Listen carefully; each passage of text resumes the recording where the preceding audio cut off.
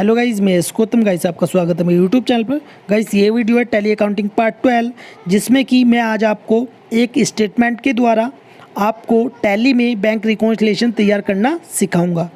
Guys मैं उम्मीद करता हूँ यदि आपने ये कंप्लीट वीडियो देख ली तो आप कभी भी बैंक रिकॉन्सिलिएशन नहीं भूल पाएंगे। तो गाइस इस वीडियो को स्टार्ट करने से पहले यदि आपने मेरे चैनल अभी तक सब्सक्राइब नहीं किया है तो प्लीज़ सब्सक्राइब कर दीजिए और वीडियो को भी लाइक कर दीजिए ऐसी ही बेनिफिशियल वीडियोज़ के लिए। तो गाइस टैली अकाउंटिंग में बैंक रिकॉन्सिलिएशन आना बहुत ज़रूरी है, इसलिए मैं आपके लिए ये वीडियो लेकर आया हूँ। गाइस ये वीडियो थोड़ी लंबी हो जाएगी, बट गाइस आपको बिना स्किप किए ये पूरी वीडियो देखनी है। और गाइस वीडियो के लास्ट में मैं आपको एक ट्रिक भी बताने वाला हूँ जो कि आपको बैंक रिकॉन्सिलिएशन करने में बहुत ज़्यादा हेल्पफुल होगी।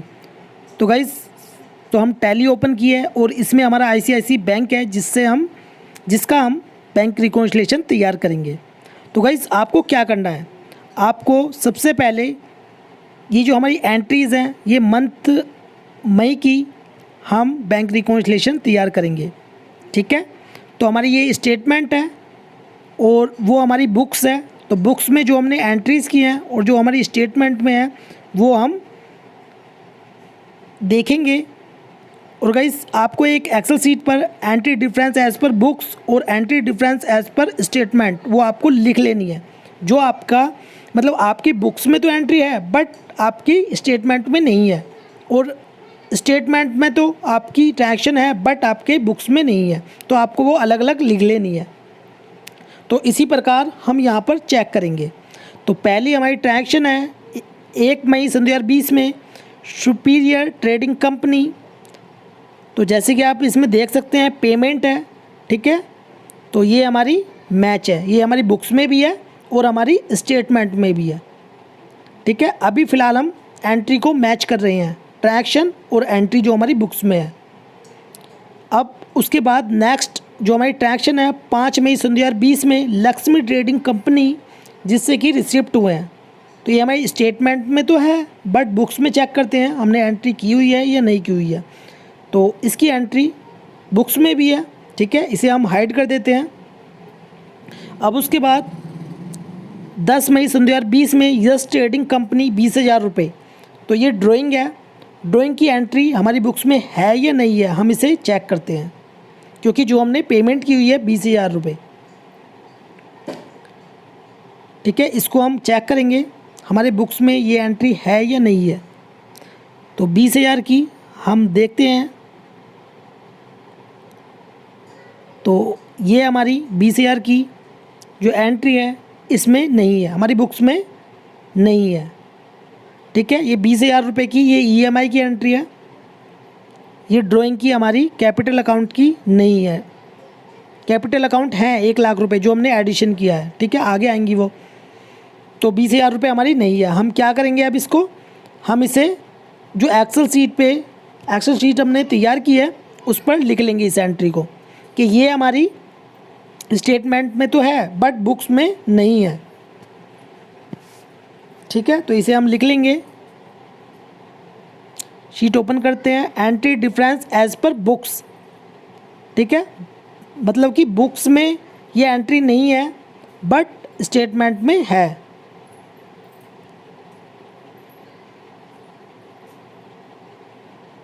तो यस ट्रेडिंग कंपनी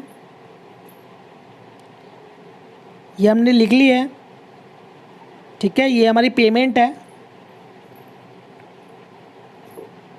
ये हमारी पेमेंट है 20,000 रुपये। ठीक है, जो कि हमारी स्टेटमेंट में तो है बट बुक्स में नहीं है। तो ये हमारी पेमेंट है, इसको लिख लेंगे पेमेंट। कितने है इसमें अमाउंट भी डाल देंगे, क्योंकि गाइस स्टेटमेंट में तो है बट बुक्स में नहीं है, तो ये एंट्री हमें करनी होगी बुक्स में, लेकिन करेंगे सबसे लास्ट में। तो गाइस ये सबसे आसान तरीका है जो मैं आपको बता रहा हूँ। आप कभी भी बैंक रिकॉन्सिलिएशन नहीं भूल पाएंगे, आपको इसी प्रकार ही अपना बैंक रिकॉन्सिलिएशन तैयार करना है। तो यस ट्रेडिंग कंपनी पेमेंट है 20,000 रुपये की। ठीक है, ये हमने एक्सेल शीट में लिख लिया है। अब बैंक स्टेटमेंट में चलते हैं। ठीक है, नेक्स्ट इसमें ट्रांजैक्शन देखते हैं अपनी। 22 मई सन 2020 में UPCCL बिल डेस्क 25,000 रुपये, मतलब कि इलेक्ट्रिसिटी एक्सपेंसेस हमारा 25,000 रुपये की हमने पेमेंट की हुई है स्टेटमेंट में। ठीक है, अब इसमें चेक करते हैं ये हमारी एंट्री इसमें हो रखी है या नहीं है। तो आप देख सकते हैं इलेक्ट्रिसिटी एक्सपेंसेस हमारी बुक्स में भी है, तो इसको हम हाइड कर देते हैं। अब चलते हैं नेक्स्ट ट्रैक्शन पर, जो कि हमारी 14 मई सन 2020 में चेक रिजेक्ट चार्जेस, मतलब कि ये हमारे बैंक चार्जेस हैं, 250 रुपये डेबिट हुए हैं, पेमेंट हुए हैं। ठीक है, तो हम इसमें चेक कर लेते हैं 250 रुपये जैसे कि हमारे हैं, हमने की हुई है एंट्री। ठीक है, फिर उसके बाद है 14 मई सन 2020 में IGST, मतलब कि ये भी हमारे बैंक चार्जेस हैं 45 रुपये। तो इसमें हमारी बुक्स में भी हैं। ठीक है, अब इसके बाद जो नेक्स्ट हमारी ट्रैक्शन है वो है 16 मई सन 2020 में IMPS सैलरी। तो 15,000 रुपये की पेमेंट हुई है, डेबिट हुए हैं, तो सैलरी एक्सपेंसेस के नाम से है 15,000 रुपये। ठीक है, इसको हम हाइड कर देते हैं।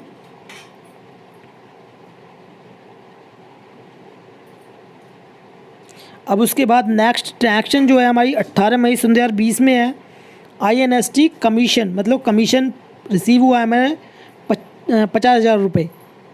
ठीक है, ये भी हमारा बुक्स में है, इसे भी हमने हाइड कर दिया है। अब चलते हैं नेक्स्ट हमारी ट्रैक्शन पर। 20 मई सन 2020 में EMI की पेमेंट हुई है 20,000 रुपये, डेबिट हुए हैं। ठीक है, तो देखते हैं इसमें चेक करते हैं हमारी। तो जैसे कि आप देख सकते हैं बुक्स में हमारी 20,000 की EMI की पेमेंट है, तो ये भी हम हाइड कर देते हैं, जो कि हमारी ये मैच है, बुक्स में भी है और स्टेटमेंट में भी है। अब उसके बाद 20 मई सन 2020 में SA ट्रेडिंग कंपनी 1,50,000 रुपये क्रेडिट हुए हैं, मतलब कि रिसिप्ट हुए हैं। अब बुक्स में चेक करते हैं।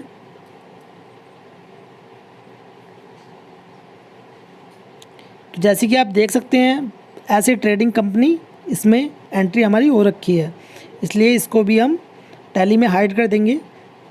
अब इसके बाद नेक्स्ट ट्रैक्शन है 22 मई सन 2020 में IMPS GST टैक्स, मतलब कि पेमेंट की गई है कितने 25,000 रुपये की। 25,000 रुपये की इसमें कोई भी हमारी बुक्स में एंट्री नहीं हो रखी है, जो हमने GST की पेमेंट की एंट्री की है। ठीक है, तो इसको भी हम लिख लेंगे एक्सेल सीट पर। एक्सेल सीट ओपन करते हैं हम, दूसरी वाली शीट जो है। तो ये भी क्या है, ये भी हमारी स्टेटमेंट में तो है बट हमारी बुक्स में नहीं है। ठीक है, यहाँ पर हमने GST टैक्स पेमेंट लिख ली है, जिससे कि हमें याद रहे, क्योंकि गाइस स्टेटमेंट में है तो ये पक्का प्रूफ है और वो एंट्रीज़ आपको करनी होंगी बुक्स में। तो यहाँ पर हम लिख लेते हैं कितनी है,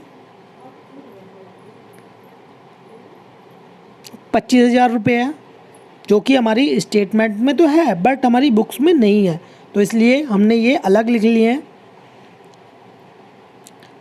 GST टैक्स पेमेंट 25,000 रुपये। ठीक है, अब उसके बाद चलते हैं नेक्स्ट अपनी ट्रैक्शन पर।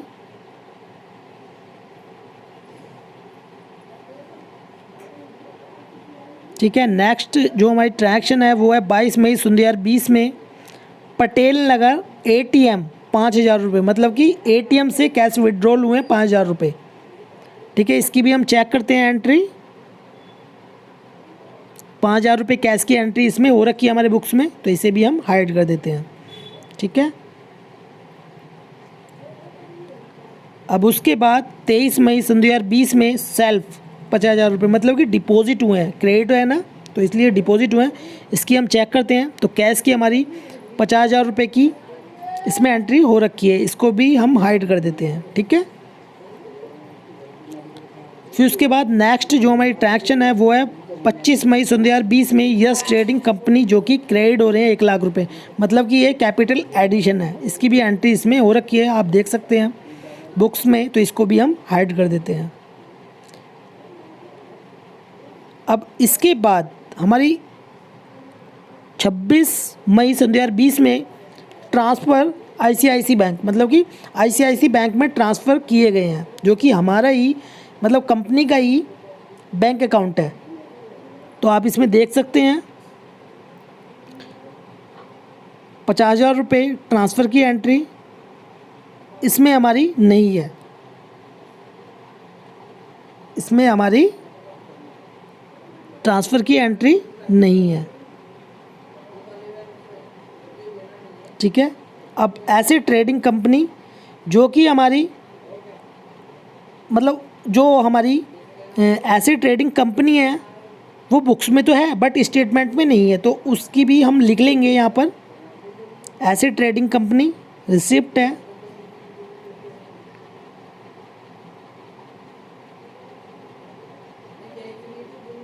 ऐसे ट्रेडिंग कंपनी, उसकी अमाउंट इसमें डाल देंगे हम 70,000 रुपये। ठीक है, ये वाली हमारी बुक्स में एंट्री है बट स्टेटमेंट में नहीं है, तो ये हमने अलग अलग लिख लिए हैं। जो कि हमारी स्टेटमेंट में है बट बुक्स में नहीं है वो हमने अलग लिखी हैं, और जो हमारी बुक्स में तो है बट स्टेटमेंट में नहीं है वो आपको अलग अलग लिख लेनी है।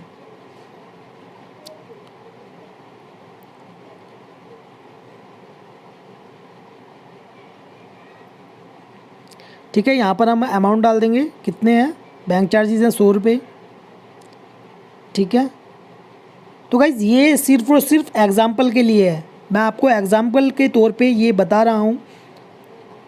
और ईएमआई पेमेंट जो कि हमारी बुक्स में है बट स्टेटमेंट में नहीं है, तो ये हमने लिख लिए हैं, entry difference as per books और एंट्री डिफरेंस एज़ पर हमारी स्टेटमेंट। ठीक है, अब हमने क्या किया है, अब देखिए जो हमारी स्टेटमेंट में तो है बट हमारी बुक्स में नहीं है, तो उसको हमें क्या करना होगा। जो हमारी बुक्स में नहीं है तो सिंपल सी बात है, ये एंट्री आप कर लीजिए।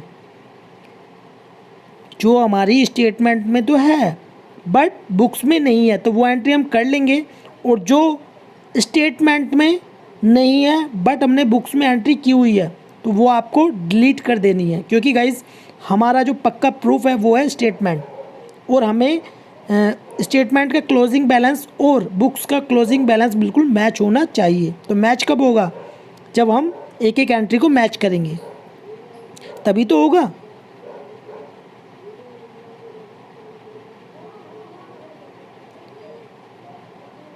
तो ठीक है, इसमें जो हमें एंट्री करनी है, मतलब हमारी जो स्टेटमेंट में से बुक्स में एंट्री करनी है, तो हम इसे दूसरे कलर में अपना इसे हाईलाइट कर देते हैं और इसकी एंट्री करते हैं हम 10 मई सन 2020 में, जो कि हमारी पेमेंट की एंट्री है। ठीक है, इसकी हम एंट्री कर देते हैं क्योंकि ये स्टेटमेंट में तो है बट हमारे बुक्स में नहीं है। तो दोस्तों यहाँ पर ध्यान देने की बात ये है, जो स्टेटमेंट में तो है बट बुक्स में नहीं है तो वो एंट्री आपको करनी है। ठीक है, हम पहले से ही ये एंट्री कर लेते हैं। यदि हम डायरेक्ट इसमें बैंक रिकॉन्सिलिएशन तैयार करते तो यहाँ पर हमें फिर बैक आना होता और फिर दोबारा से हमें एंट्री करनी होती, तो हम पहले से ही एक एक एंट्री को रिकॉन्साइल कर लेते हैं, और फिर उसके बाद आप जब BRS तैयार करेंगे, बैंक रिकॉन्सिलिएशन तैयार करेंगे, तो आपको बहुत आसानी होगी। ठीक है, एक और जो हमारी एंट्री है इसको भी हम टैली में एंट्री कर लेंगे। एक तो यस ट्रेडिंग कंपनी की 20,000 रुपये की पेमेंट है जो कि हमारी स्टेटमेंट में आ रखी है बट हमारी बुक्स में नहीं है। और उसके बाद है GST टैक्स, हमने GST की टैक्स की पेमेंट की थी 25,000 रुपये, बट ये स्टेटमेंट में तो है और बुक्स में नहीं है, मतलब कि बुक्स में करना भूल गए हैं या बुक्स में नहीं की गई है, तो इसकी एंट्री हम कर लेंगे। तो ऐसा तो है नहीं कि GST की पेमेंट नहीं किया और वो मतलब स्टेटमेंट में ऐसी ही आ रही है, तो हम जो है इसकी एंट्री करेंगे। तो ये हमने एंट्री कर ली है। ठीक है, यस ट्रेडिंग कंपनी पेमेंट जो कि हमारी स्टेटमेंट में तो ट्रैक्शन है बट हमारी बुक्स में एंट्री नहीं है, ये हमने कर ली। अब बात करते हैं ऐसे ट्रेडिंग कंपनी जो कि हमारी रिसिप्ट है। तो हम क्या करेंगे इसमें, अब हम चेक हमने की हुई है, तो ये क्या है, ये हमारी स्टेटमेंट में नहीं आई हुई है, तो हमें क्या करना होगा, हमें ये डिलीट करनी होगी। हमें क्या करना होगा, जो हमने बुक्स में तो एंट्री कर ली थी बट किसी कारणवश वो हमारी स्टेटमेंट में नहीं है।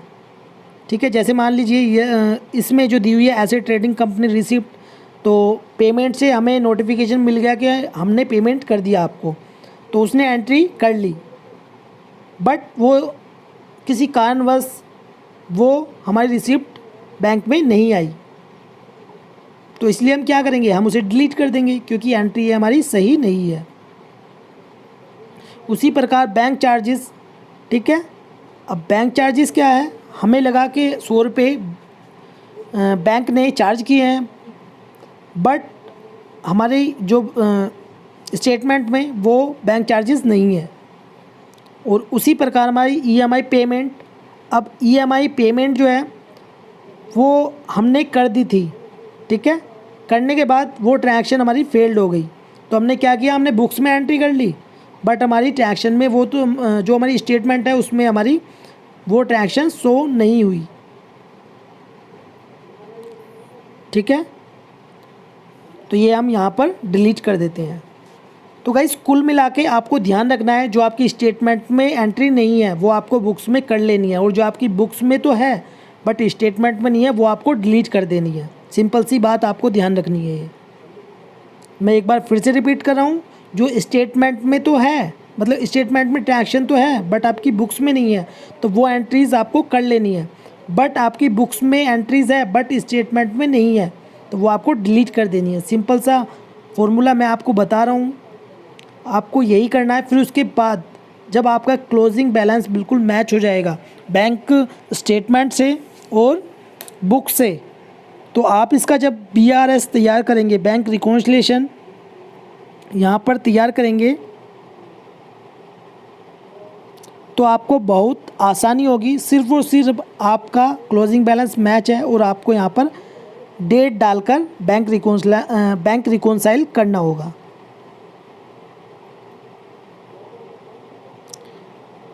ठीक है, अब हम क्या करेंगे, अब हमें बैंक रिकॉन्सिलिएशन तैयार करेंगे।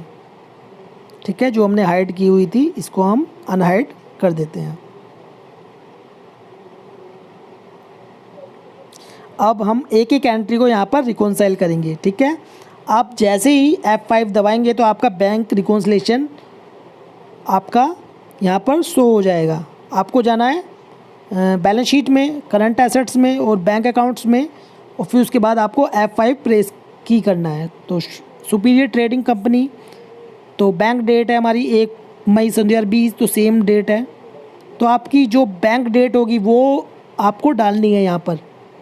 ये तो आपने बुक्स में की हुई है बट आपकी जो स्टेटमेंट में है वो आपको यहाँ पर, जैसे ही आप यहाँ पर बैंक डेट डालते चले जाएंगे तो आपका जो नीचे आप देख सकते हैं आपका जो डिफरेंस आ रहा है, इसमें मैं आपको दिखा देता हूँ।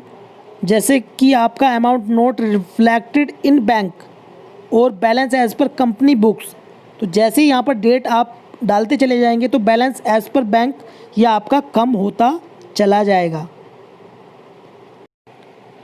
तो इसमें जो नेक्स्ट हमारी ट्रांजैक्शन है वो 10 मई 2020, ठीक है, 20,000 रुपये। तो सभी एंट्रीज़ हमारी मैच हैं क्योंकि हमने पहले से रिकॉन्साइल कर लिया है एक एक एंट्री को। तो यहाँ पर सिर्फ और सिर्फ हमें बैंक डेट डालनी होगी। जैसे ही हम बैंक डेट डालेंगे तो हमारा जो बैलेंस एज पर बैंक है यहाँ पर कम होता चला जाएगा, और जब हमारा ये 0 हो जाएगा बैलेंस एज पर बैंक, और हमारा यहाँ पर मैच हो जाएगा बैंक स्टेटमेंट एंट्री से हमारी बुक्स मैच हो जाएगी। तो इसी प्रकार हमें इलेक्ट्रिसिटी एक्सपेंसेस की जो डेट है स्टेटमेंट में वो यहाँ पर डालेंगे बैंक डेट में। ठीक है, यहाँ पर हम डाल देते हैं। तो कितनी है हमारी 14 मई 2020 बैंक में डेट आ रखी है, तो इसको यहाँ पर हम डाल देते हैं। फिर उसी प्रकार जो नेक्स्ट हमारी ट्रांजैक्शन है स्टेटमेंट में, उसकी जो हमने एंट्री की हुई है उसकी बैंक डेट चेक करते हैं और टैली में डाल देते हैं 14 मई 2020, तो यहीं पर हम डाल देंगे। जैसे ही हम डालेंगे तो हमारा जो बैलेंस एज पर बैंक है ये हमारा कम होता चला जाएगा, और बैलेंस एज पर बुक्स और बैलेंस एज पर बैंक हमारा जब इक्वल हो जाएगा तो हमारा ये रिकॉन्साइल हो जाएगा। मैं आपको दिखा दूंगा आगे इस वीडियो में। अब चलते हैं नेक्स्ट, हमारी ट्रांजैक्शन जो है सैलरी एक्सपेंसेस की, तो इसमें हम डाल देंगे 16 मई सन 2020 डेट है। और इसी प्रकार हमारी 50,000 वाली जो कमीशन की है इसकी डेट देखते हैं स्टेटमेंट में कितनी है, 18 मई सन 2020। तो इसमें हम डेट डाल देते हैं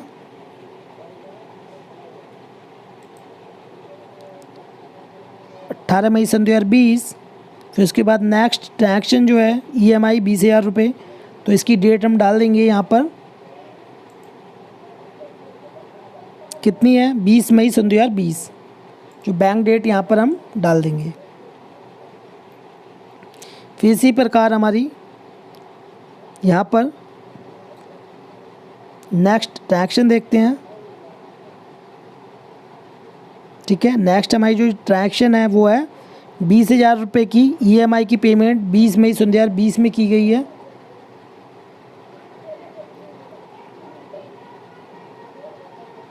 ठीक है, तो बैंक डेट में यहाँ पर हम डेट डाल देंगे जो हमारी स्टेटमेंट में है, कितनी है, 20 मई सन 2020।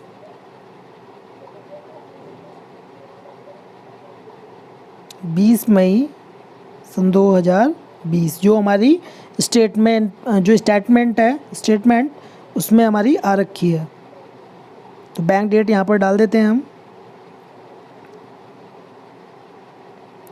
फिर उसके बाद नेक्स्ट जो हमारी ट्रांजैक्शन है वो है 20 मई सन 2020। ठीक है, तो यहाँ पर हम इसकी बैंक डेट डाल देंगे। ठीक है, उससे पहले हमने यहाँ पर EMI की जो बैंक डेट है वो हमने डाल दी है। ठीक है, अब चलते हैं नेक्स्ट अपनी ट्रांजैक्शन पर, जो है ऐसे ट्रेडिंग कंपनी जिसकी बैंक डेट है 20 मई सन 2020। तो इसमें हम बैंक डेट डाल देंगे 20 मई सन 2020। फिर देखते हैं अपनी नेक्स्ट ट्रांजैक्शन जो है 25,000 रुपये की GST टैक्स की बैंक डेट कितनी है, 22 मई सन 2020।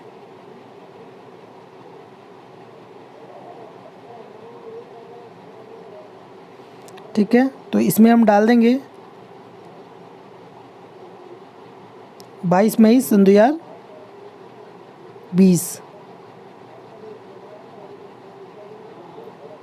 तो गाइस ऐसे ही आपको क्या करना है, आपको जो बैंक डेट है वो सभी डाल लेनी है। इसी प्रकार आपको एक एक एंट्री स्टेटमेंट में देखनी है और आपको उसकी जो बैंक डेट है स्टेटमेंट में वो आपको एक एक करके इसमें जैसे ही आप डालते चले जाएंगे बैंक डेट, तो आपका जो बैलेंस एज़ पर बैंक है ये कम होता चला जाएगा और आपका एज़ पर बुक्स और एज़ पर बैंक ये आपका मैच हो जाएगा। ठीक है, अब जैसे कि हमारी लास्ट जो इसमें एंट्री है उसकी हमने बैंक डेट डालेंगे। ठीक है, अब एक ही बची है हमारी कैश की एंट्री जो कि हमारी 50,000 रुपये की है। तो सिर्फ आप देख सकते हैं इसमें हमारा 50,000 रुपये डिफरेंस है जो कि हम इसमें डाल देंगे। सॉरी, इसमें 70,000 रुपये का डिफरेंस आ रहा है हमारा बुक्स में जब हम रिकॉन्साइल कर रहे हैं। अब जैसे कि हम 50,000 रुपये इसमें जब डाल देंगे तो तब भी हमारा कितना 20,000 रुपये डिफरेंस रह जाएगा, कितना 20,000 रुपये डिफरेंस। तो आप देख सकते हैं balance as per company books और बैलेंस एज़ पर बैंक ये हमारा मैच है। जैसे ही आपका मैच हो जाएगा तो ये आपका बैंक रिकॉन्सिलेशन तैयार हो जाएगा।